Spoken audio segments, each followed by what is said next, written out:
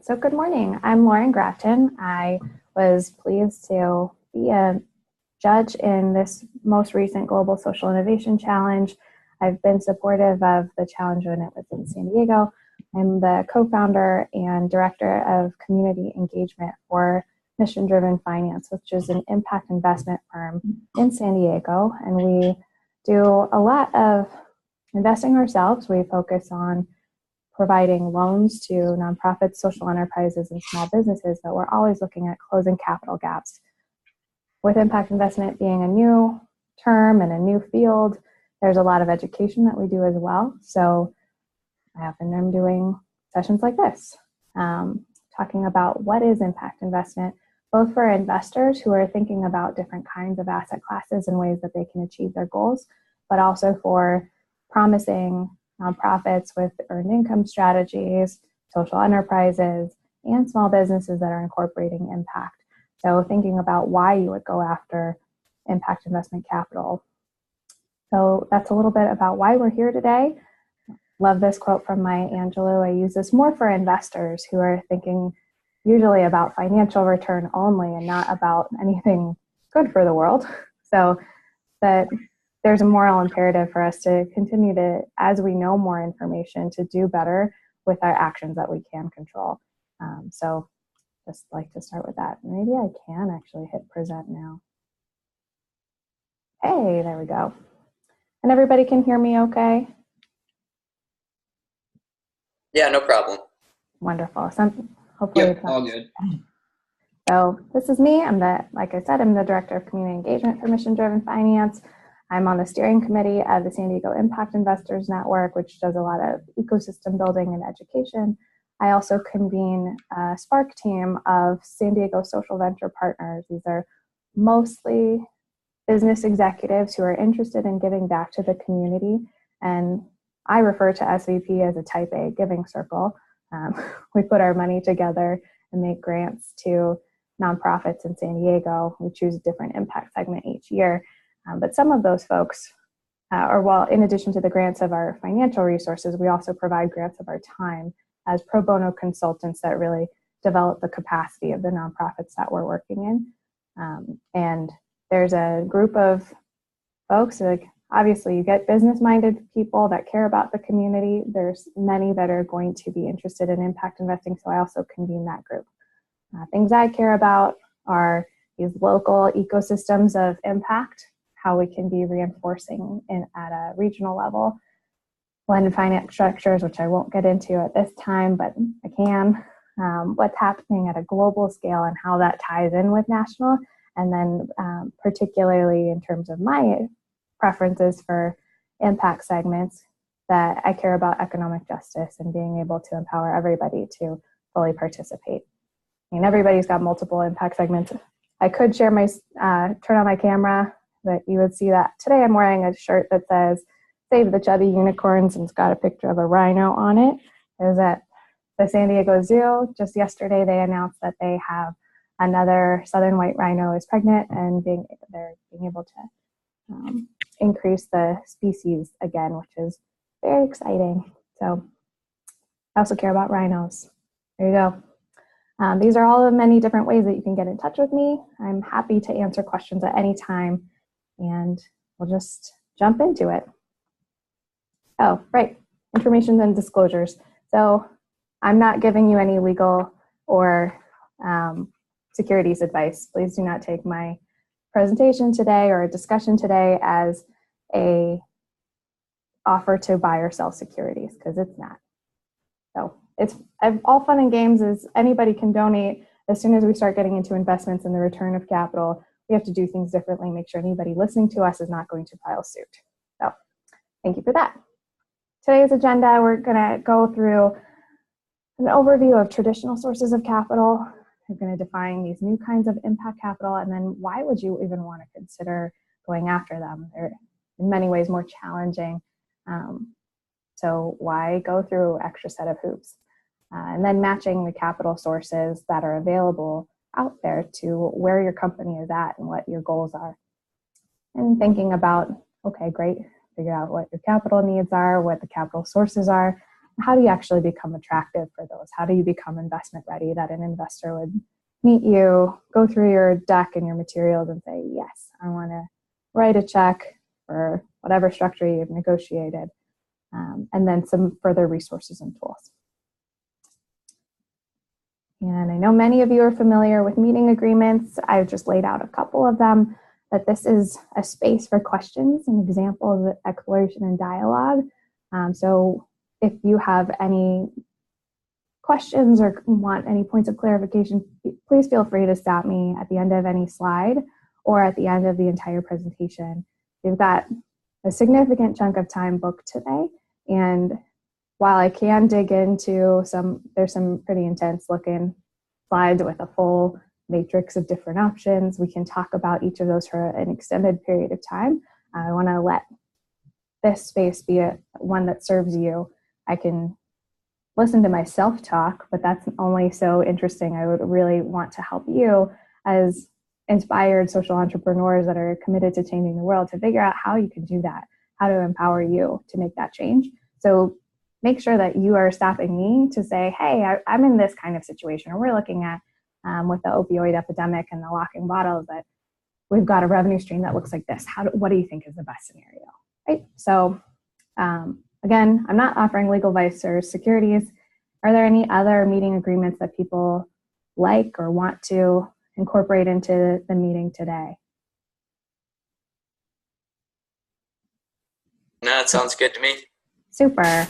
Yeah, I know usually in person, I would say one that's popular with USD facilitators is silence means agreement, so that if I hear nothing, I literally cannot see you, so I'm going to assume that you are tracking with us, and that if you have a concern or you have any confusion, that you speak up, because I cannot see your face, I cannot see anything about you, so it's the burden's on you to tell me what's helpful for you.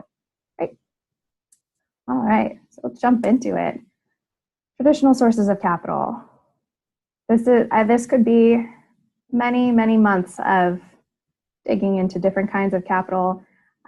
Everybody should know that there's a wide definition of market rate, but two of the major sources of capital are equity and debt, or a loan, right? So equity is that you're investing in, I don't agree with everything on this slide, not necessarily startups. There's a lot of private equity that's for larger growing companies, but you're investing earlier on in the life cycle of a business. And the goal here is to be betting on the outcomes, thinking that they're really going to knock it out of the park, and we'll participate in the growth of this company. And for an investor, there's the risk that you get nothing, have family members that have done private equity investments and they neither get reports about it nor get any of their money back, and that's extremely challenging. And there's a lot of venture capital falls into equity. There's all of these kinds of analyses about the state of the world, state of the market, and how well positioned the organization is to actually achieve the goals that they set out for, and that they're going to be the strongest in the marketplace, or strong enough to be able to provide a return to investors, and also have a way that they're going to have a liquidity event. They're going to either sell, they're going to have massive revenue, going to acquire other companies and have their mergers and acquisitions have liquidity and be able to repay their investors. Loans are in many ways more flexible. They're fixed returns. The challenge for a borrower is that you always have to be paying, whether your company is profitable or not. So this is good in terms of managing your cash flow, and it's great for investors who can have a set amount of money coming to them, unlike my father-in-law, who's like, who knows what happened with that investment? It's gone, and that's horrible. With a loan that they're going to be making their monthly payments, or if you have a different kind of payment schedule, that you'll be getting the repayment. And the analysis for a loan is different looking typically than for equity, where you're looking at what's the existing revenue and profitability for the company.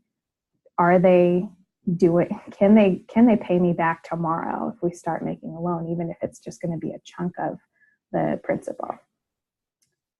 And I know I'm using a lot of industry jargon and shortcuts, but stop me if you want clarification. There's this next slide is not visually appealing, and I'm just going to own that right now.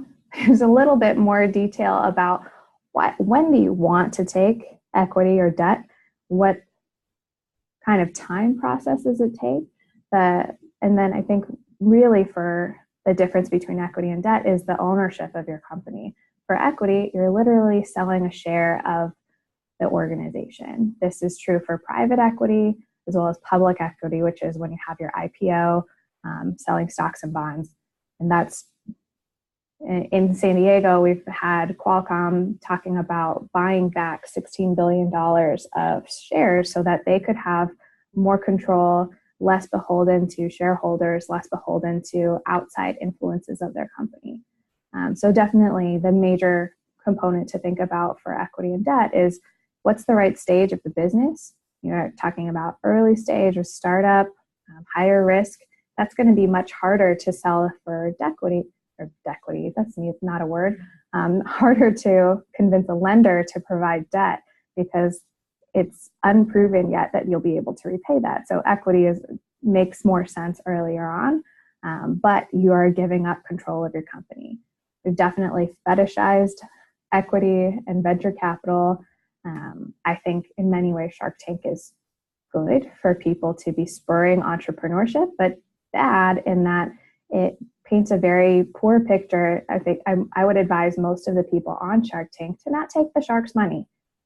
Giving up 50% control of your company for $30,000, not a good deal. You're going to have to listen to some other people tell you what to do. And certainly in a social enterprise or socially motivated business, that's often going to be telling you to decrease your impact or to be, unless you find the exact right partner, can be telling you that making you and your company make decisions that are going to be best suited to the investor's financial bottom line and not necessarily to the end impact that you're trying to make. So be cautious in that regard. Repayment for equity, there's the investor only benefits if the business is successful, right? So you've got the higher risk and a potentially higher return, whereas with debt, the repayment structure is that you agree upon a payment schedule, whether that is an interest-only period for a couple of months and then the loan is amortizing and you're paying down the principal of the loan, or it's amortizing from day one, or if you have interest-only with the balloon, and then going to have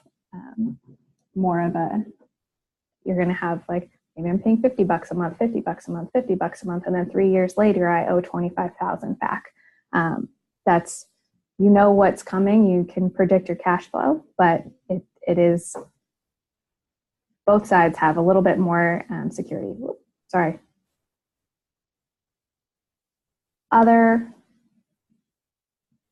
we'll just leave it other. And then qualifications, what does this process look like? I mentioned that the equity is really digging into the company, the management, how well suited are you to actually achieve these goals? And then in debt, it's very much more algorithm based in general. There's always an asterisk and there's things that are in between.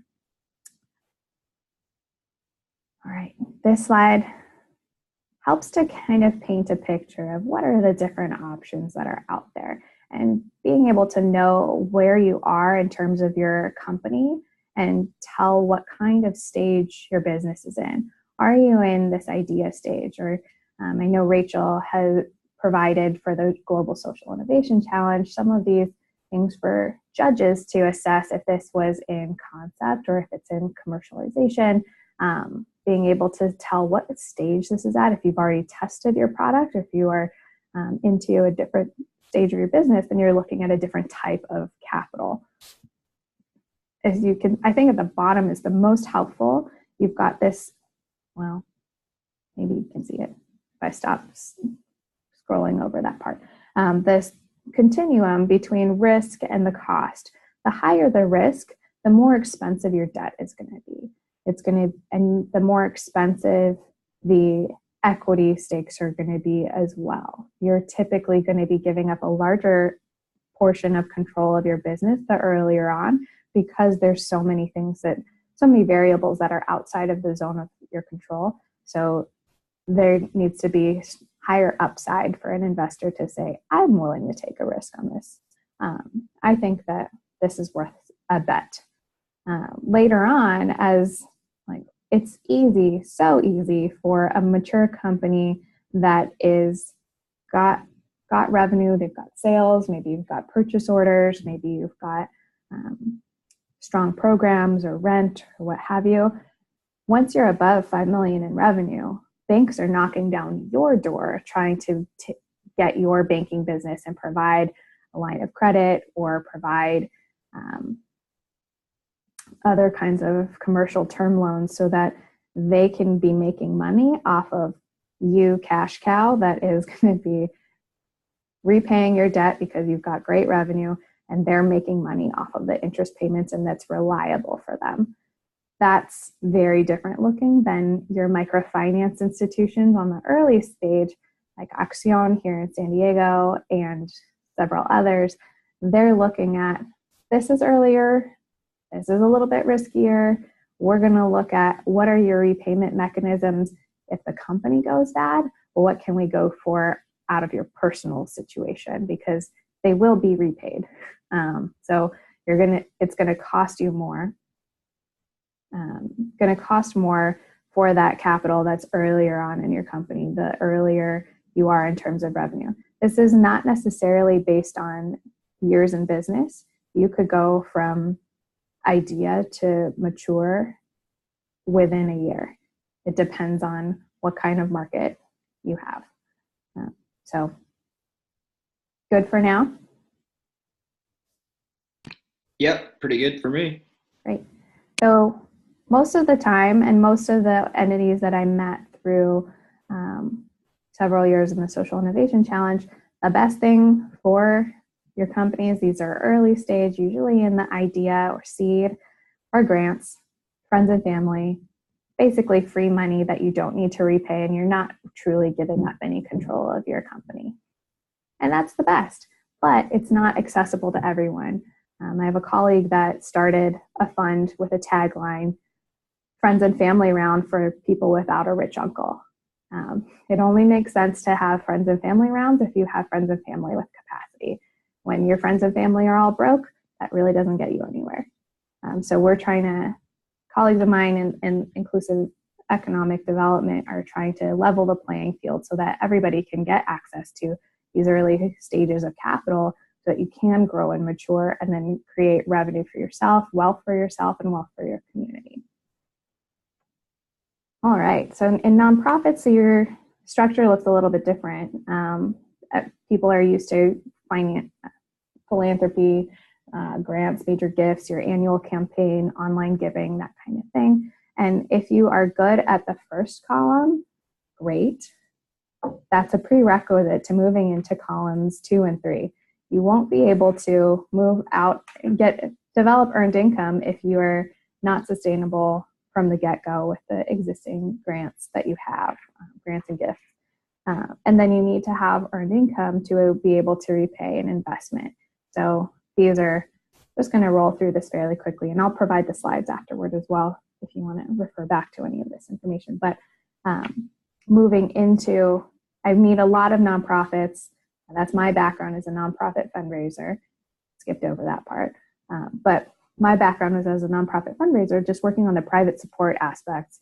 And then I meet other people who have a background in fund development, and they say, great, I want to get an impact investment. And they tell me the situation of their nonprofit. And I said, well, you have no revenue, so how would you be repaying this? This isn't an investment. This is just a visionary kind of grant.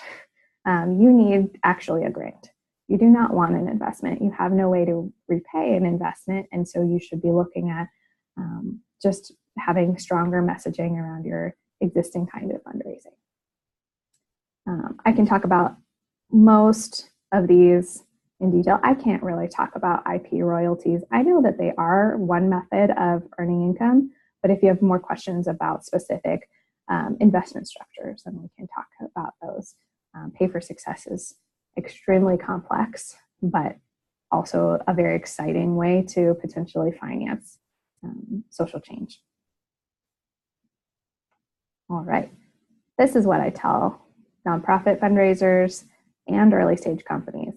If you can get the money you need in the time that you need it from foundations and donors, do that. Free money is the best money, but we also know, and I know particularly from 9 years of being a fundraiser, that this is not always fast.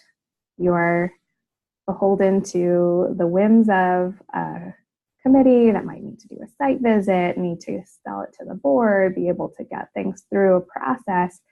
And so it might take 18 months from start of the relationship to actually closing the gift. But you don't have to ever repay that. You just have to report on what you've done with that money.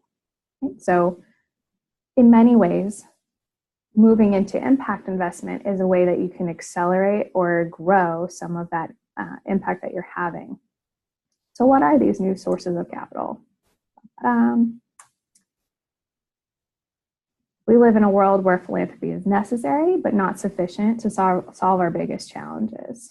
So yes, if you can get the money you need from philanthropy, do that, but it's a very small piece. Here's a number. It looks big. I even made it big on the screen. $410 billion. That's what was given to charity in the US in 2017. Seems like a big number, but it's actually not. It is a very small component of the investable assets in the community. And this is US. Sorry to Joe, who's in Dublin right now. But this is for the US. At the same time that $410 billion was given to charity in 2017, JP Morgan Chase had $416 billion just in their consumer loans. So that's one bank thinking about like their mortgages, their personal credit cards, their personal consumer finance. It was more than what was given to charity in the same time. So the more we can unlock further assets for social change, the more exciting this gets. This little gray dot is not going to solve all of the issues that we care about, that we're focused on, that we are passionate about. So what are impact investments? This is a definition from the GIN, Global Impact Investment Network. Impact investments are investments made in companies, organizations, and funds through a bunch of different mechanisms with the intention to generate measurable social and environmental impact alongside financial return. Doesn't seem like rocket science. It's an investment that you get both impact and finance. But what's exciting is that this is a rapidly growing field. This is for public equities. These are ESG, SRI. ESG means environment, social governance. I'm sure many of you are familiar. These are more and more as we've been getting better corporate reporting, conscious consumers who care about what your supply chain is, like going to boycott Gap when they used child labor in India, going to boycott H&M when they used who knows what, and they had sweatshop labor in Bangladesh, and then the factory collapsed, a bunch of people died. That these are people that are asking for the environmental impacts, the social impacts. How are you treating your workers? How are they allowed to have reasonable breaks so that they can not keel over? Are they allowed to have paid family leave if they grow their family? What kinds of things are there that allow your company to be stronger? We're seeing more and more. So I even saw earlier this week a new report from Barclays showing that this is stronger in terms of investment, that from an ESG perspective, you can actually predict better returns than if you have a low ESG score. And this is for your normal publicly traded companies on NASDAQ and the New York Stock Exchange. So it's growing exponentially, and it's very exciting. And this is true of the public equities market. It's also true of the private impact investment market. It's not the same scale, but it is into the exponential curve after only coining the term impact investment in 2007. So even in 11 years, we've been seeing things getting much bigger. And it's really, in my opinion, extremely exciting, because then we are seeing this 18% expansion of impact investment year over year. Okay, so it sounds exciting. There's more money there. Why would you? It's a growing field. Why consider going into this? For nonprofits, I say it's faster. For some organizations, not always faster, right? That in many regards, there are more things to assess than just your management and finances. You're also assessing the impact of a potential investee, but it can be quicker. Whereas with a nonprofit, if you're running a capital campaign, I worked with one that was a human services agency in North County, San Diego.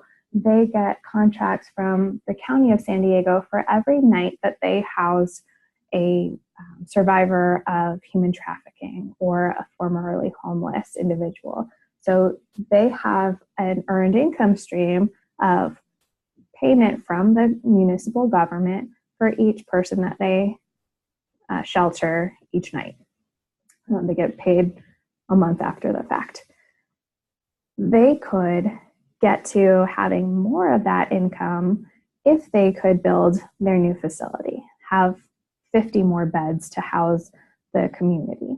Then they would have a larger contract coming from the city and the county, right? But they were talking about doing this from a traditional nonprofit fundraising perspective and running a capital campaign, getting some typically rich old white dude to sign on to providing $5 million as a lead gift and put their name on the building, and then get a bunch of other people who are excited about it to give money.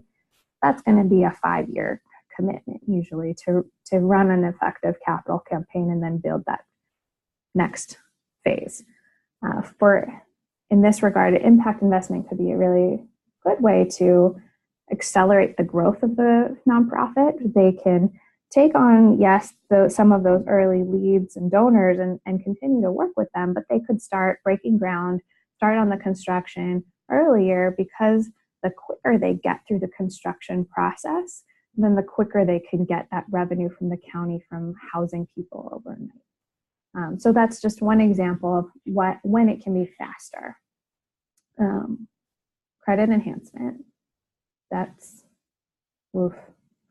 gets into some complex finance, but I'm happy to talk about it. It's one of the most exciting strategies to me of how impact investment is helpful. Really, that's tied to the more aspect, where you could have an impact-oriented investor that may be more flexible in their terms that they're willing to take. Maybe they'll be a little bit more patient because they're excited not just about your ability to repay them, but also about your ability to create the impacts that they care about in the world. And so they may take a different position and provide a loan guarantee while you may be a risky looking company and the bank isn't going to lend to you. If you've got a guarantee from an impact investor or a foundation, then they would say, great, if everything goes poorly, we still have a way, we bank have a way to get repaid because this person is going to make sure that it's okay. So that's a way that it can really grease the wheels and get the capital that you need. For more, this is a growing investable asset pool, as you saw from that chart with the squares on it. There's more capital available from investable assets than there is in philanthropy. We've already passed the amount that's in impact investments that is in domestic charity. So very exciting there. For nonprofits, this is a great way to engage your new donors or existing donors. So we've been working with 3 different entities in San Diego, Habitat for Humanity being the best case of this, where Habitat for Humanity is using impact investment as a way to accelerate the acquisition of homes for their low-income families, home sites that they're going to refurbish, rebuild, and then or buy the land for it, they can offer to their donor base a low cost or a low return financially of a low interest loan, but that this is a way that could accelerate their home building efforts and get them from providing 15 new homes a year, get on the path to getting to 100 new homes a year. So it's a way for them to talk about, okay, thank you so much. We really appreciate the gift that you give us each year and your commitment to this mission.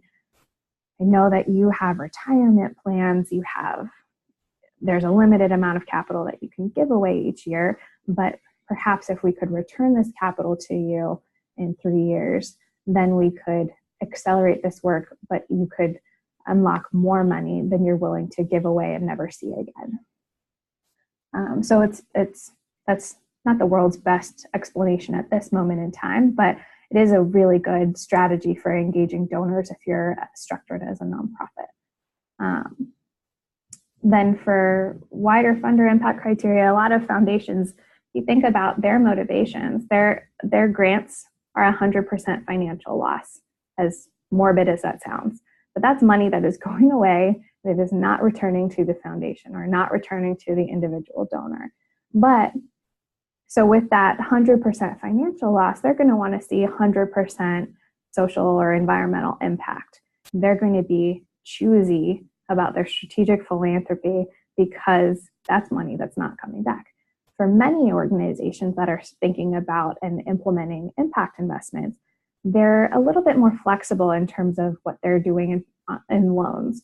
They say, great, this is going to generate a 3% return for the organization versus minus 100.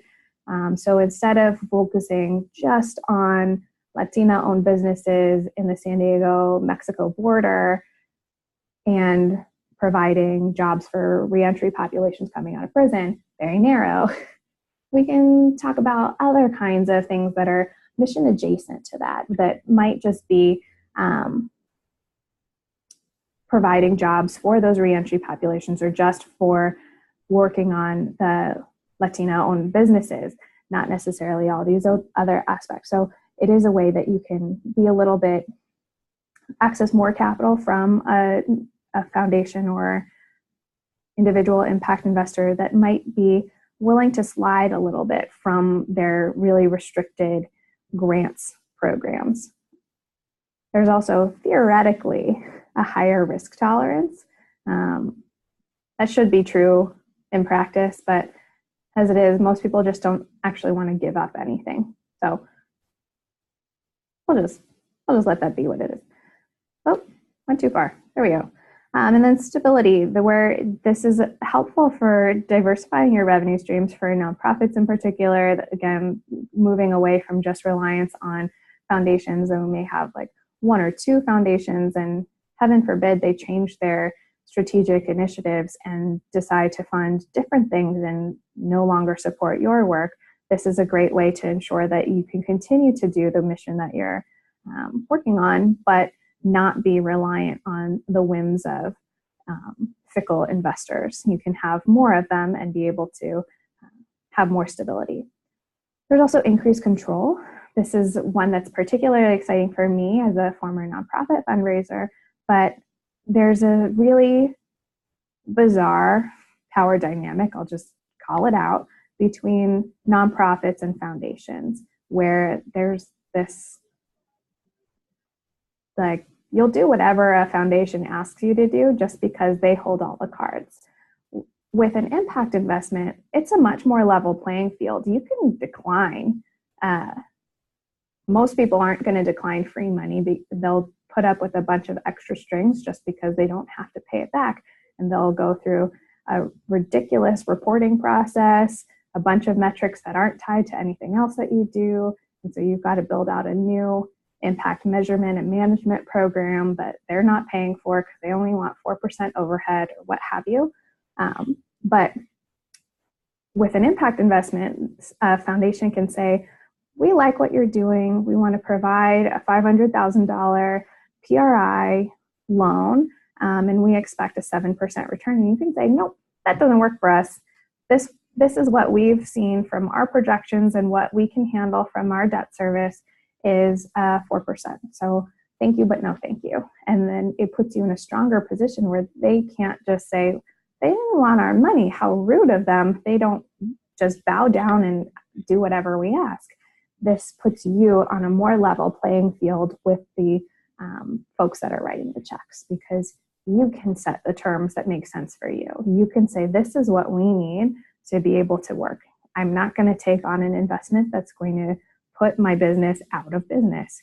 So it is exciting in those regards, not to be rude, but to not have the very bizarre power dynamic that is in traditional philanthropy. And then cash flow management, having a bunch of different ways to fund your work.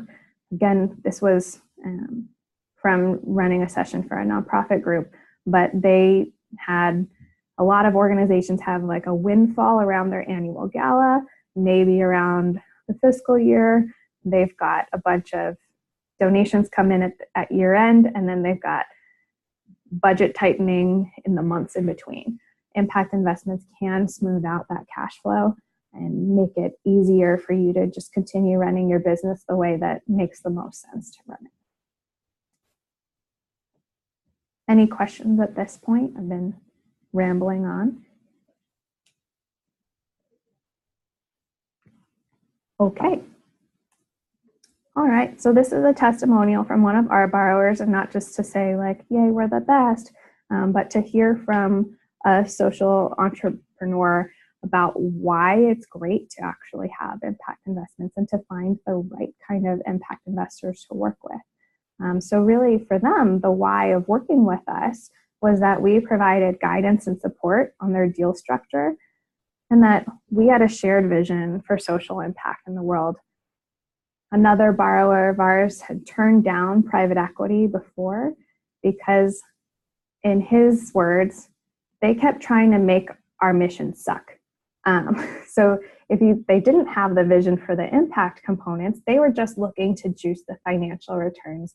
And so the way to have those financial returns is often to strip out providing health benefits to your employees, to strip out having savings accounts for your artisans in Africa, to strip out the things that really empower and create the impact that you want to see.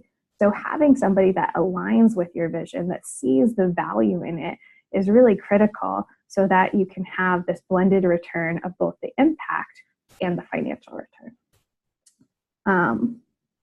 We were friendly to work with.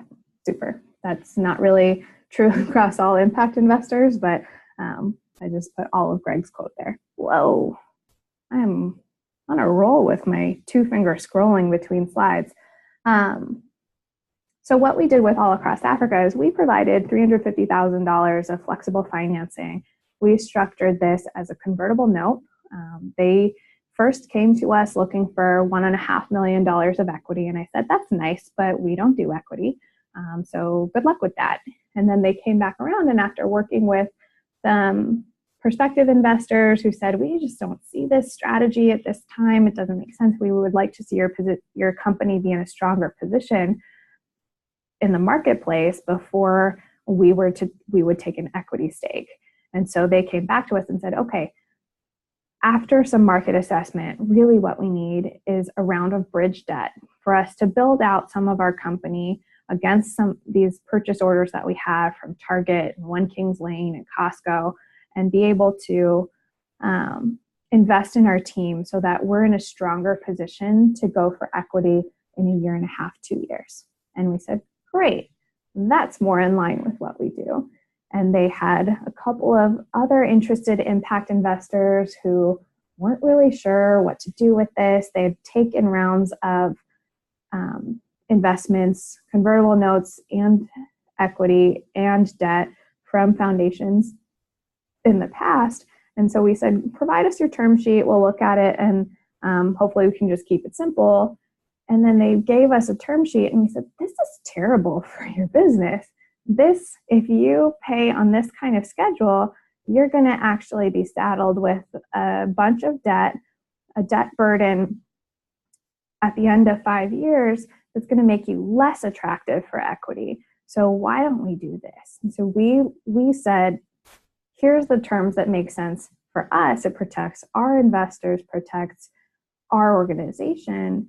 It allows all across Africa to be strong now and in the future, and allows also for follow-on investments that's going to be beneficial for us. We don't want to have the companies we invest in then suddenly go bad after our investment. That's a really bad track record. So the more we can do to support them and be in a good position, the better that reflects on our company, and the better it makes impact for the 3,000 artisans that they work with in 5 countries in Africa. So in terms of what we did, we provided a loan structured as convertible debt. We set the terms, and we also brought in the other impact investors because they said, we don't really know how to structure this. So can you figure it out? And then that sounds good. And then we continue to be working with them. They are in the middle of the round, or raising their next round of equity. And even though that's not tied to us, we're not going to invest in it. We have been making connections for them to other impact investors who might be interested, to help them fill the round, and also to fill the round with the right kind of investors. And that's the kind of, it's not crazy for us to be doing that. We're not outliers in the field of impact investors. And so that's another great reason why you would want to work with these types of organizations and individuals, is that if they believe in what you believe in, they care about pollinators, they care about the health of global agriculture, then they should care about you and your business and your vision, and make sure that they're not creating perverse incentive structures that will put you out of business. Great. So how do you find these people? How do you figure out what makes sense? My colleague Lolita at Backstage Capital, it's a VC firm that's here on the West Coast. They invest in women and minority entrepreneurs. I was at a session with her a couple of months ago, and she put this in a really great light, that investor relationships are usually about 7 to 10 years, typically for equity in particular, 7 to 10 years. So, a little bit longer than your average marriage. And just like dating, you don't want to look for a sugar mama that's just going to be writing checks for you. That's not necessarily fulfilling, but really to get aligned in how you're supporting each other's goals. So put as much thought into finding your investors as you would into finding your spouse, because chances are it's about the same length of time, and same level of headache and potential upside. That's not to say disparage marriage, just a caveat there. So advice from Lolita was to always be building authentic relationships with your with investors and prospective investors, and really be kind of playing the field, dating, seeing what are the motivations of these things. I really like the dating analogy, even though I'm horrible at dating, just a serial monogamist, that you really know you're not going to go on Tinder if you want to be finding somebody that is going to be getting married and having kids tomorrow. Not the right market. So find the right places to find the kinds of investors with the motivations that align with yours.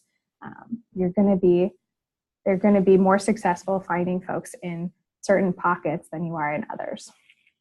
And you know best when you need money. You also need to know what kinds of strings you're willing to have attached. So you might be desperate for capital, but what kind of capital? Are you willing to give up 30% of your company and have to deal with an equity investor who might be the world's best advisor to you, or who might be really annoying?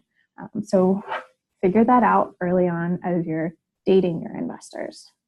And ask for advice. And most importantly, look at a firm's or investor's portfolio and figure out, what do they like to invest in, and what are their existing portfolio ventures, the companies that they've already put money into, and show them how you align with those values, how you align with that market slice, and also that you're going to enhance their existing investments. That will make it that much stronger for you. And that's true whether you have impact or not.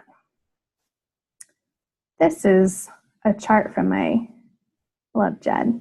Jed was the founding director of Readiness, which was a very cool foundation that invests in social enterprise that hires people with barriers to employment.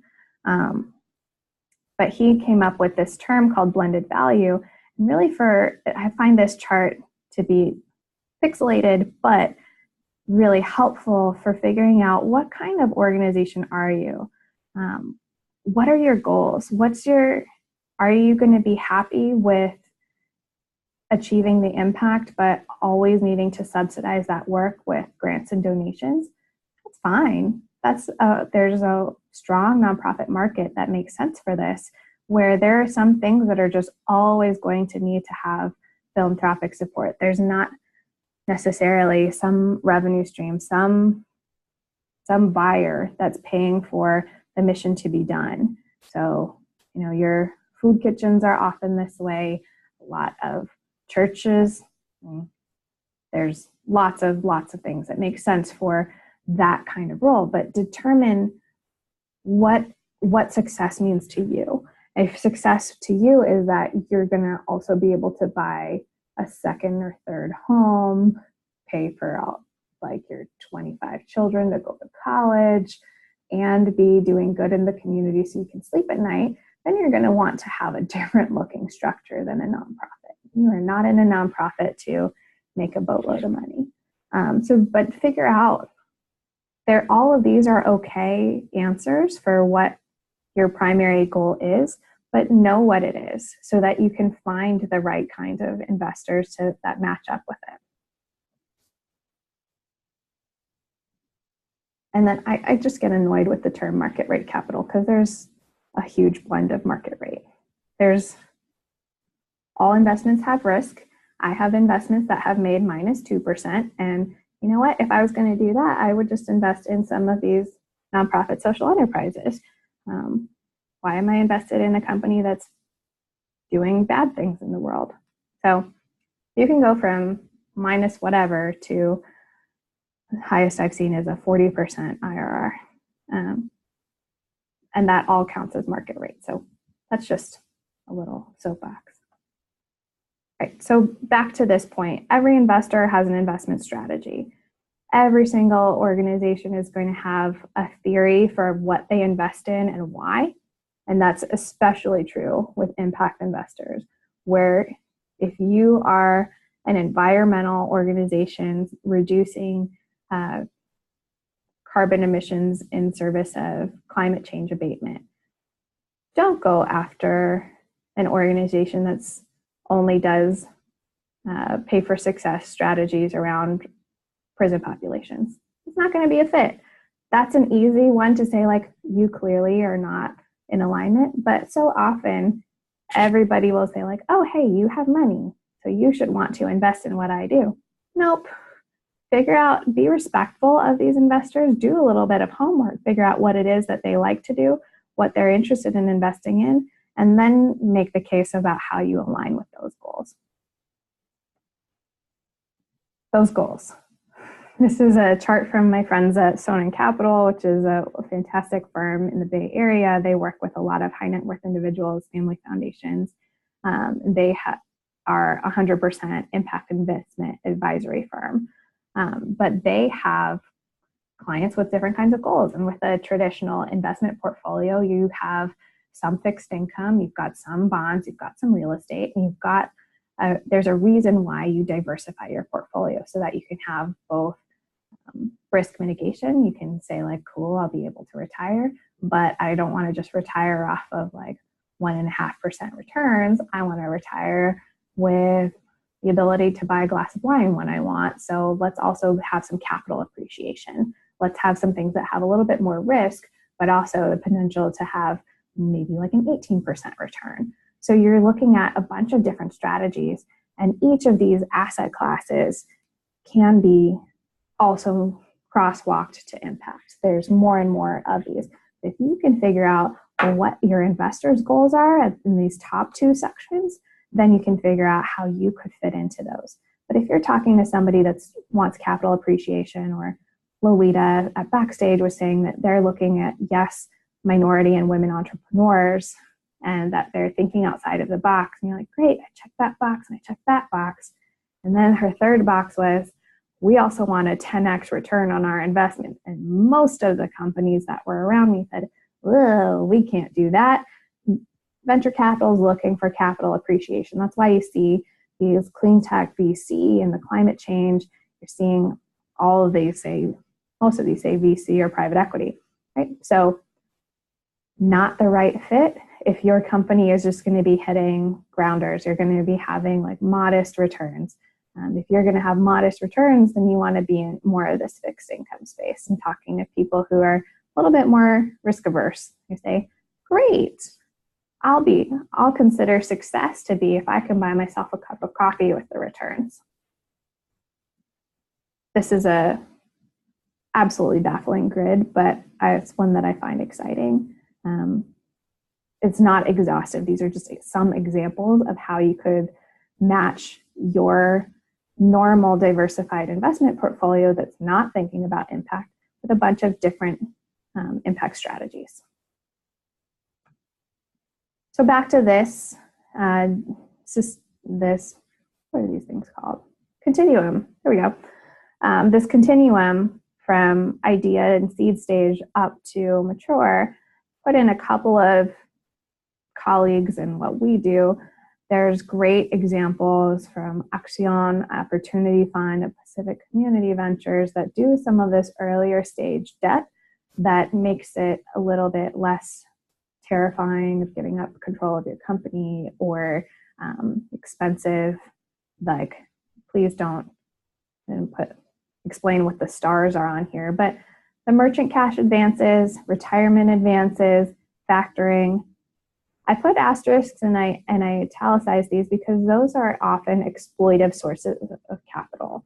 Those are going to be effective interest rates above 40%, above 24%. You know, it's expensive. Talking about SBA and what mission-driven finance says, that's around 9% versus 24, 40, 50. Some merchant cash advances work out to being over 100%. So you just are digging yourself into a hole. So I highly recommend not going for that in those stages. And that's, again, why you look at equity for the earlier stage of your company. But I put in some of the more impact-oriented lenders and investors into this. I guess not so much in equity. There are cool things that are happening in equity. One grant that is available for California individuals under the age of 28, they're open for the next week or so, is from the Wesley Foundation. And I'll make sure that Rachel has that info if she hasn't already shared it already. But they provide grants up to $40,000 for early stage ideas that are going to be changing the world in some way. And so they provide these grants because they see this is something that's missing from the pipeline. We're missing some of these moonshot ideas. They're not getting the runway that they need to be able to really be exceptional. And so if we can fill that gap with our philanthropy, then they'll be able to then move into the next phase and the next phase and the next phase, and then we'll be able to have a broader strength. So they determined that they're willing to take that more risk-tolerant approach with their grants. They say this is 100% loss, but we think that this is what's going to be best for the world. But the Wesley Foundation, again, I'll share that with Rachel so she can get the link out. But that's for individuals under 28 with a big idea. And it doesn't have to be for California. It has to be, you have to be a California resident. Okay. This is what we look at. So in terms of figuring out what does it mean in practice to figure out what is an investor's thesis, this isn't a one sentence thing. I probably should have put our one sentence summary of what we invest in, but we really look at and making commercial loans up to $500,000 into nonprofits, social enterprises, and small businesses with a commitment to advancing economic opportunity, coachable, tenacious leadership, and that our capital will close a capital gap where they're currently having a challenge getting sufficient affordable capital from other sources like banks. They might not have the balance sheet, might not have real estate, might not have some other aspects that a bank is looking for, or they might be too big for SBA or Axion and the other microfinance, or one that I'm talking to this week. This guy's wife just got approved for an Axion loan, and so their household has a bunch of liens and personal guarantees on it, and so they wouldn't pass a personal credit check for additional cash flow. So we would say, even though this isn't our normal size, we're willing to look at this because there's a reason why they're currently facing a capital constraint. So figure out, most of the time you'll be able to see a one-sentence summary instead of my crazy set of boxes. What is it that an investment firm or individual is looking for, and be able to tell, okay, I fit into that, or I'm sort of adjacent and maybe we can have a conversation, but it's not like I'm coming out of left field and, trying to date somebody that is in a committed relationship. No works. Check that first. Save yourself a lot of embarrassment and wasted effort. So, how do you get your organization ready for impact investment? This is potentially the most demoralizing session of my presentation, so just prepare yourselves. Think about a lot of things. We break down investment readiness here at Mission Driven Finance into impact, management, and finance. Impact-wise, ask yourself and have really clear answers for what problem you're solving. Why does it matter? Both Joe and, Zach, there you go. Both Joe and Zach clearly said this is the problem that we're solving. When people immediately buy into the opioid epidemic is something that matters. It's affecting millions of Americans across the country. It wasn't the case 5 years ago when I was working in addiction prevention, and you had to make the case that we needed to work on more of these things. But now there's enough global appetite that you can skip over the why it matters, but show how what you're doing is addressing the problem. Be able to measure the effect that you're having. Have a clear chain of actions between what you do and then how that's going to affect the change that you want to see in the world, and also what the costs are with that. That gets into the finance side of things. So your intent to scale. So often scale equals profit. Most early stage small companies are not profitable. This is true of nonprofits. This is true of social enterprises. This is true of regular small business. Often what you need to get to is over a hurdle. It's out of this riskier testing phase and then having a contract from a government, having B2C customers, and they finally heard about you and you went viral. That it makes sense for whatever upfront costs you have for the development of the services or product that you have, and then the unit cost is paying for it. So when are you going to be profitable, or are you going to be profitable? Should your organization be a nonprofit structure, and then you're going to be looking for different kinds of sources of capital than if you're looking at an acquisition strategy where you would be able to provide a 15% return to investors if that all works well. I talked to one that not social in her approach, but she runs a company and she's been clear from the get-go that her tech company, her plan is to get acquired by Intuit, like TurboTax. That's her exit strategy, and she is building her company to get to that point. She's laser focused on it. She says, this is what we do. This is how it aligns with Intuit's products. This is how it's different. This is why we're the best positioned to do it.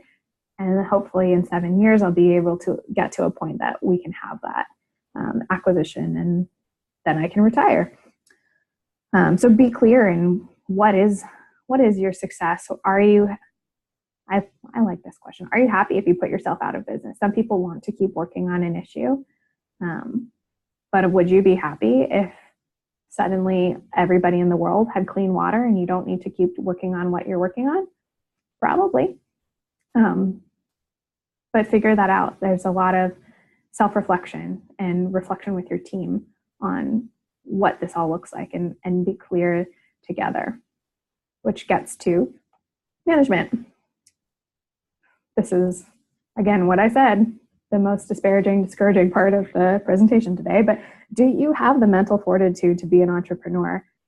I facilitated a panel at San Diego Startup Week, which was about painful lessons learned, like the most challenging experiences this set of entrepreneurs had. And they believed so much in their company and so much in what they were doing that they made it through some really gnarly stuff. But it's hard work day in and day out. Like I mentioned before, we fetishize venture capital and private equity, and we've been talking, like, as a culture, we've been saying, like, oh, it's so great to drop out of college and start a new business, and I'm going to be like Bill Gates and Steve Jobs, and I'm going to be a bazillionaire. That's a very rare exception. It is hard work day in and day out to be an entrepreneur, and I can say that both as a person that supports entrepreneurs, but as an entrepreneur myself. There's 7 people on our team, and I do everything. I was talking to our landlord about pest control in our office, and then I go and have a meeting with investors, and it's a mental gymnastics that is challenging, and you often are not working on the impact side of things. So in many cases, it makes more sense to be almost like an internal research and development R&D team of a larger institution than to be your own separate organization. But again, personal reflection, do some deep meditation, figure out what do you like, what do you want to do you have what it takes? And if you personally don't, do you have the people on your team who do?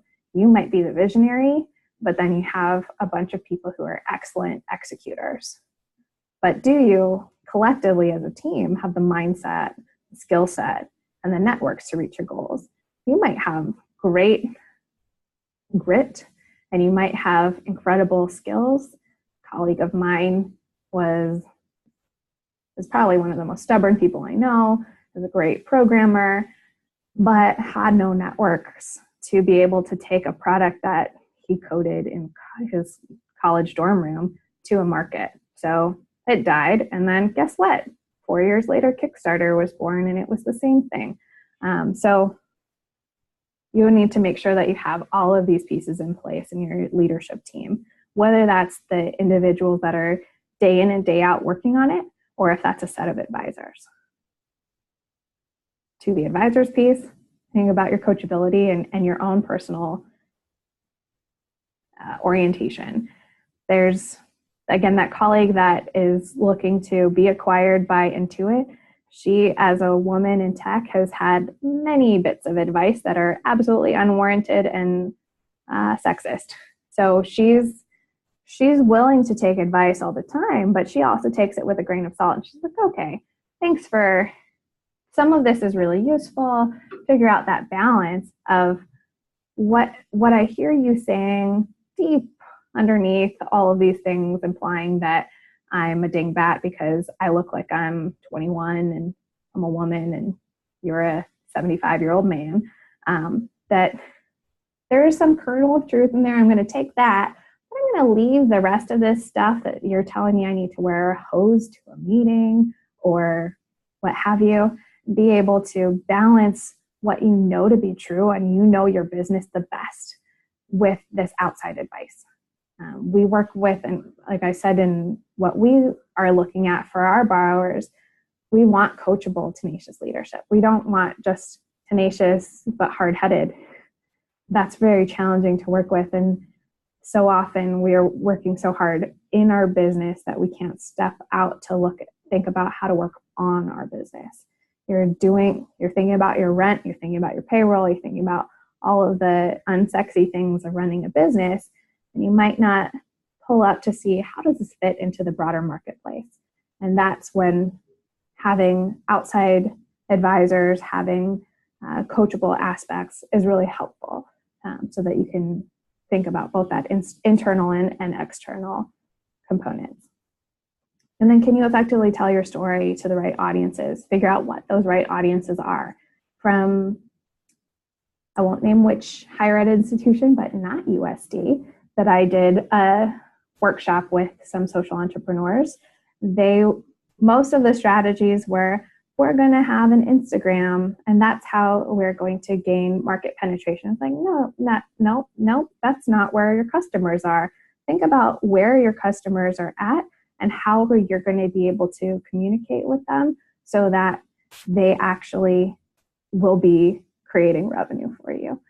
Think about all of those strategies and how to tell your story succinctly and in a compelling way. Ooh. Right, so again, think about your profit strategy. This is sometimes, but not always, exits. This is why I get frustrated with venture capital. Less than 1% of firms that get VC, early stage angel funding, ever make it to unicorn status, billion plus. Less than 1%, right? So what are we doing for the other 99% of companies? There's a whole bunch of different strategies, but you need to figure out how you can repay investors, or if you want to repay investors. Again, totally okay to be a nonprofit and to be getting grants and donations. Just be clear about that from the get-go. For your projections, you need to know how you're going to repay those investors. You're going to need to provide those projections of here's what our costs are going forward, but be clear about what assumptions you've made. I get a lot of projections that make no sense. And I say like, well, okay, cool. You're going to open a dry cleaning business in this community. Does anybody need dry cleaning? Is there competition? Tell me about like what the likelihood is of getting this contract with the linen company that is down the street. What are those things that you're thinking about? What went into making these numbers? Because that's cool that you put numbers in the spreadsheet, but I don't know what they mean yet unless you tell me what's behind it. When are you going to break even? And what are the trigger points or milestones? So for all across Africa, they're projecting to be back to being positive after they get this next contract with Target, because that's a larger volume and it will allow them to be having enough from their pretty tight margins, but enough from that to pay for their existing overhead and operations. So it's very clear on their projections, this is what we're looking at. If we can just get over the hurdle to be able to float the cash flow between paying our artisans in Africa and then getting repaid by Target after 6 months of sales, then we'll be in a good position. So be very clear about what that is and how you need to get there and what are the stumbling blocks to those milestones. And knowing, back to the assumptions, what's inside and outside your zone of control. With all across Africa, they can do whatever they can. They can do a ton of work, but they cannot make the target buyers actually sign the contract. So that's not really completely in their zone of control. They can be doing everything they can to look really solid, but Target's never done anything in Africa, so they're going to have a very different looking supply chain management, a whole host of other things, and they need to be clear about that and know that that's going to affect their projections, and it could swing 3 months or 18 months in either direction. And then know who's your competition and why you're better than them. That's definitely needed for being investment ready. So one of my borrowers is a healthy food delivery company. He did a really great job of making a landscape analysis and saying why Uber Eats, why Amazon restaurants, why all of these other things were not as good as what he was doing. It's like, maybe they're going to get into local, but those are just working off of existing systems, just focused on last mile delivery, blah, blah, blah, blah, blah. He could make a clear case to me how his business is going to be more resilient in a fluctuating market.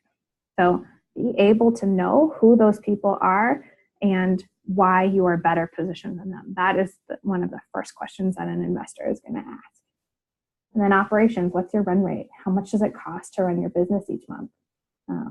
How are you tracking and reporting all of these finances? Are there things that you're just spending extravagantly on? Do you have a $50 a day Starbucks habit and you're expensing that to the company? Think about, what does this look like? And an investor is always going to think like, Alice, this line is inflated. Why is the insurance so high? Or why is this thing so X? So be able to defend everything, that all the decisions that you've made that make the budget that you have. So now nobody wants to be an entrepreneur. But this is from my dear friends at conveners.org. They have this awesome diagram of supports that exist across the world that are for accelerating social impact ideas. And so determining where you are, again, back to all of the other continuums we've had out there, but what kind of stage your company is at, and then figure out, you can then say like, oh, here's, like, I really need help on pitching. I'm ready for getting capital. So I want to look at some of these in the center area. Or then they've got, in addition to this thing that doesn't really help you figure out how to find the right accelerator for you or the support for you, they have an awesome online tool, the accelerator selection tool. So you can put in your variables of what's critical for you and what are things that you're more flexible on, and then it will provide a list of potential matches of accelerator type programs around the world. So that's a link that I have in one of the last slides. Oh, this slide. There we go. So here's some resources and tools in San Diego. We've got the San Diego Impact Investors Network that I'm on the steering committee of. Mission Edge is a nonprofit social enterprise that provides consulting, back office supports. They also have run SAIL, the Social Enterprise Accelerator and Impact Lab. They're planning to run a couple of additional workshops for social enterprises. And so those are great ways to get exposure, but also to workshop your idea, to go through business model validation, test your revenue assumptions, get into some of those other things. Social venture partners, this is my type A giving circle. In addition to the normal grant cycle, they also have pro bono support that's just ad hoc. You can reach out through their website and say, hey, I'm a social enterprise and looking for support, and could I get some strategy advice from your partners, or can I get this? And then a Spark team or a resource team of between 2 and 5 partners with deep business experience will meet with you and talk through whatever issue it is. And they have on their website what those different resources that they provide are. And then Lolita, as I mentioned before, the one who is making jokes about your investor relationship is longer than your average marriage. She put together, I think, the best resource for the San Diego startup ecosystem. And that is a very long post on Medium, but a great reference point to go back to and see like, hey, I think I fit into this, or if I'm trying to get exposure to investors, figuring out where I should go. Not everything is Tech Coast Angels. Sometimes you want to be looking at some other options, but that's a really great resource for our local economy here. I mentioned Convener's Accelerator Selection Tool on their website. So great. I was really happy when they put that together. Nonprofit Finance Fund is a CDFI, Community Development Finance Institution, and they have a ton of webinars that are often free and other training and support. I should also mention, Zach probably knows, but at Duke, they have a CASE program. Didn't put it on here, but the CASE program at the Fuqua School of Business, they have one of the only dedicated impact investment programs and social enterprise programs, but they also have a lot of resources, including a deeper dive into why and how to be ready for impact investment. So that's a great resource that I completely forgot about until this moment. Jen, you can get a lot of thought leadership and, again, tools and resources. They've got tons of stuff on their site. Very cool. I like to read Impact Alpha. They did move to a subscription model, but to see some of the ideas that are out there in the world, not just the ones that make it to your national news outlets that we're used to, but this is a dedicated impact investment news source. And it's really helpful to be able to see different kinds of deal structures as well as impact pathways in one place, and as well as to get a sense of what some of these global trends are. I don't tell all entrepreneurs to do it, but I do find it to be exciting from an early stage perspective as you're still seeing maybe if we iterate in this direction, or I can take this example from affordable housing communities serving people with long-term intellectual development disabilities and bring it into my program, and that will make us a stronger case, better impact, better method of management, as well as be able to attract investors that are more interested in that particular aspect. Anyway, it's a way that you could brainstorm and see what's up and also be able to have really compelling conversations with prospective investors when you know what you're talking about. And then the Case Foundation has an impact investment map. So cool. It's based off of Impact Alpha's deal sources, all of the things that they've seen, and also imploring the community to share their deal flow data. So you can see there's a bunch of different things you can toggle on and off, just like if you're shopping on Amazon or Zappos and say, like, I want size 8 shoes, you can say, I want to find agriculture-focused early stage equity and be able to see actual deals and who the investors have been. Not meant to be a source of actually finding capital, but it can be a way to narrow down who to research, who might be aligned with your impact and financial needs once you've done that self-assessment. And then you can talk to me. I am available. I'm not always the best at responding to my email, and I apologize for that, but I will get back to you at some point. And the rest of our team is also always willing to support organizations and smart individuals that really care about the world and making it a better place. So with that, I'm going to open it up for questions, since I've just been jabbering at you in a way that makes you say, ooh, I don't know. So let me see how this, anybody want to chat? I don't know what. Yeah. Hi, Lauren. Thank you so much for the time. Like, it was a lot of information, took a lot of notes here. First question I have is, will we be able to maybe have the slides that you used? Yes. I took a few pictures, but if we could just have the slides, that'd be really useful. Absolutely. Happy to share the slides.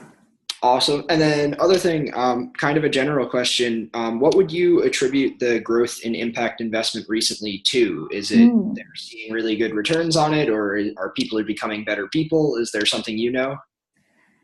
Both.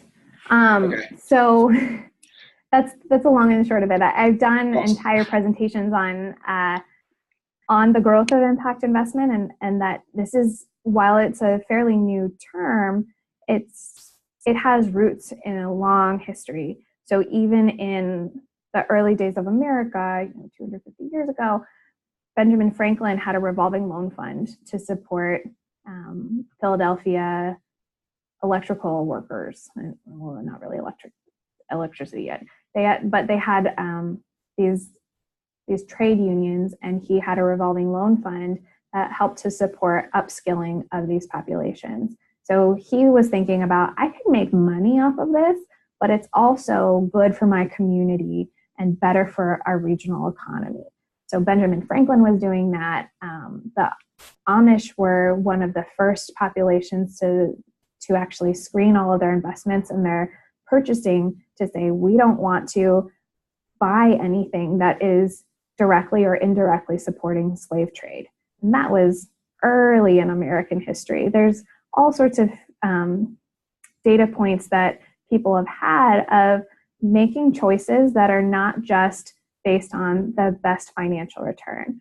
A colleague of mine in Boise, surprisingly, has this great quote that impact investment is the evolution of capitalism. That back to that quote from Maya Angelou at the beginning, be know better, do better. Well, to summarize it, that as we know more about these things, that the way that capitalism has been running, we find morally reprehensible. And it's no longer acceptable to have child labor, to have sweatshop labor, to have slavery. Slavery used, like under a pure financial model, that makes economic sense, but it became morally reprehensible. And it's this gradual and continual awakening to what all of the externalities of our financial investments are. So it's a long trend, but it's, I think, more and more so with increased corporate transparency, increased interest from conscious consumers. Like I buy a lot of free trade and organic. All of my tea is free trade organic tea because I care about the conditions of workers, even if they're in like Guatemala. That's fine with me. I'm never going to see the farmers that are getting my coffee and my tea, but I want to make sure that I'm not, through my purchasing decisions, making their life horrible. So there's this huge movement of conscious consumerism, of this pressure on corporate organizations to report on all of their supply chain, how they're taking sexual harassment into their culture and thinking about how they're creating effective workplaces for individuals, that all of these global trends are coming together to create stronger cases for investing in businesses that are doing business well as thinking about, we've been dedicating $350 to $400 billion of philanthropy each year, and it's not making a huge difference on a lot of the social issues that we have or environmental issues. So we need to unlock more capital to do good, and that you can do good and at least mitigate harm with your normal asset portfolio. That's me. Yeah, that's awesome. Thank you for all of that. It's exciting to hear that it's moving in that direction. I'd have just one really quick follow on, if sure. Again, with that, with the idea of it being somebody who's thinking about more than just a financial model, would you say finding a local investor is even more key in this regard because they care more likely about the local ecosystem, or is international just as viable? It depends on your impact model, but this is Joe, I assume? Yes, this is Joe. Sorry, with the pollinators. No, it's okay. So with the pollinators and caring about the local agriculture and the local impact, you can make the economic case, and then the individuals that care about the regional economy are more likely to care about what you're doing in their place than finding the needle in a haystack of all the billions of people in the world that are going to care about exactly your model and exactly your revenue structure and investment thesis. So I would say yes, for you, you've got a really great case of, with these local honey initiatives, with the showing the better pollinators, that we also have more productive farms, we have better exports, we have whatever the other economic factors are, that you can make that case from an economic perspective, even if it's not within the zone of your control, that you are part of the pipeline of impact that's not just from social and environmental, but also for the economy. And that's one of the biggest drivers in talking to impact investors or investors writ large, is making the economic case for the impact that you're making. That, that's cool that you're doing good stuff over here, that Greg is running all across Africa and making these pretty baskets, but what's the economic case? Is this pencil? Is this making a stronger regional and then global economy? Be able to make that case, then even if it's not necessarily going to benefit them, they'll see that this has a broad ripple effect of their ROI. That's awesome. Thanks, Lauren. Yeah. Hi, Lauren. I have a question. This is David VC. Hi, David. Hi. How important is it to the impact investors, the type of corporation you set up? That is very good. It varies. So my CFO spent 20 years in venture capital before joining us. And she said at her former firm, they never invested in anything besides C Corps. And so she really, from an equity, venture capital, tech investment perspective, was always looking at these structures and the incorporation because of the effects that it could have on their investment and risk. Where if it was structured as an other kind of thing, I cannot nerd out on you on the corporate structures, but that there were reasons why they could have less control. There was a little bit more risk that the entrepreneur could take the money and run, or things could go poorly and they would have no recourse. So some firms do look at the incorporation very closely and they're clear on that, but that can be included in their investment thesis usually, and you can find that out fairly quickly in the process. Locally, there's a whole lot of not caring as long as you have the right impact and can have some kind of return. It's still a very nascent impact investment ecosystem in San Diego. So not a lot of people doing anything yet, but there's a whole mixed bag.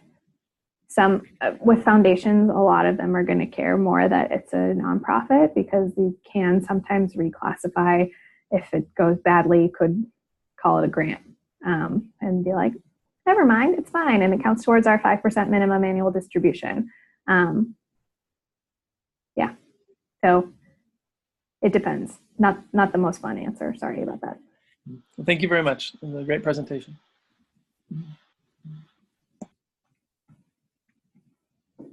This is Rachel. I'm sorry, my feedback is terrible still. I'm wondering, for people who are bootstrapping, what are some final thoughts you would have of things they could keep in mind so that they're keeping their options open for the future? As tough as it is, partnering with others or early on merging is a great idea. There's some great resources out there. So again, with Mission Edge, that if you're a nonprofit structure, even if it's a nonprofit with a earned income stream that you're planning or already have, you could work with Mission Edge to be fiscally sponsored and then not have to deal with developing your own 501c3 nonprofit charity. You could ride on their C3 and be able to accept grants and donations.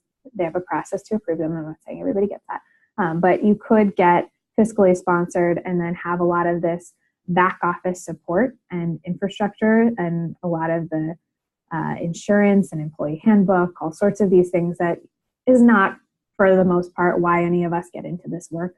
I did not start a business to be like, woohoo, I get to write an employee handbook.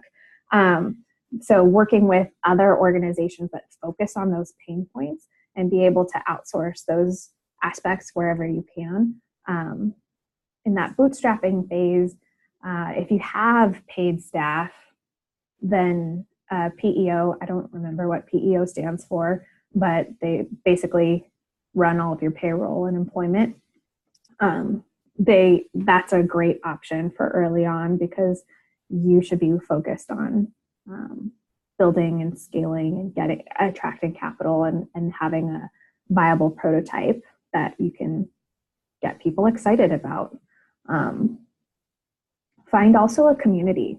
Be asking for advice, but be out in community. Like, you can easily just hang out in your own couch with your laptop and forget about the rest of the world. Maybe forget about showering, forget about all of these things about taking care of yourself. But there's a huge benefit to your business of getting out of that space and mingling with other humans. You'll often have clarity of what you need to do next as you go in between these places, but then also as you are in these networking situations.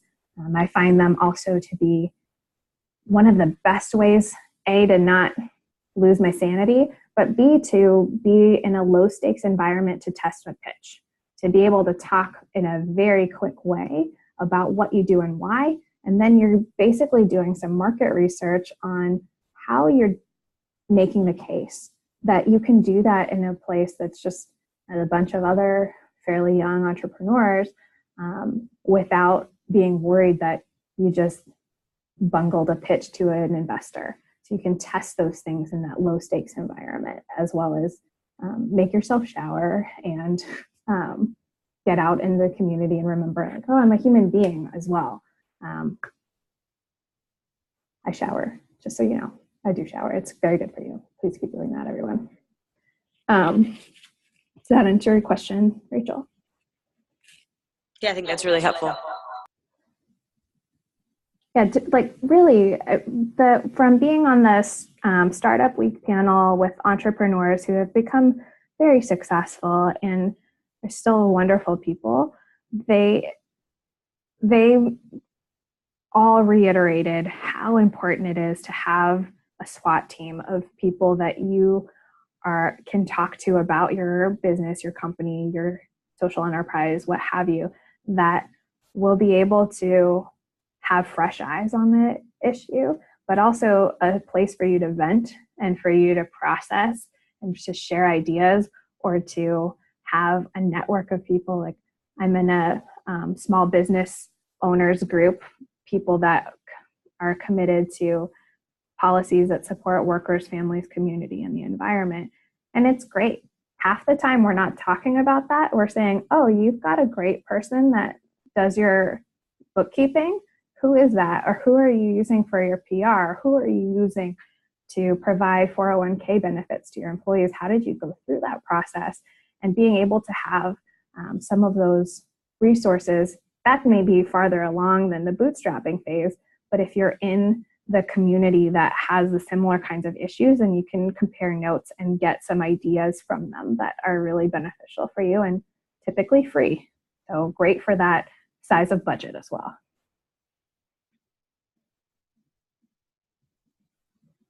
Oh, thank you, Amit, for typing in what is a PEO. I just call it a PEO. So it's a professional employer organization.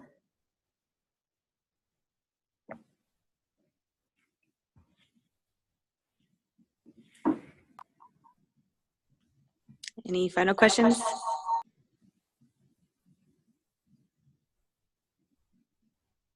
You don't have to have questions. I'm happy to give you all the gift of time. Everybody's doing such incredible, fantastic work. And you never get hours in the day back. So if that is what you would like, happy to provide that to you. So Lauren, once you send me slides, it looks like we recorded this too, so maybe we can send that out, as well as the resources you mentioned, and I'll send that out later today or tomorrow. Sounds good. And so I will provide the Wesley Foundation application link, as well as, in addition to these slides, the case Smart Impact Capital at Duke. That is a fantastic resource that I apologize for forgetting. Sounds great. Well, thank you, everyone, and congratulations, and continue doing the good work that you are. All of you are committed to the world, and I think to Joe's question of like, why is this growing so much? There's also a lot of millennials and women that are increasingly owning assets and agitating for the world that we want to see. And I applaud you all for seeing more than just making a buck, that you see an opportunity in making the world a better place. And thank you for that, and keep doing what you're doing. You all are doing great, fantastic work. Thank you again. Thanks, Lauren. Thank you so much, and thanks everyone for joining. All right, enjoy the rest of your day. Likewise, thank you.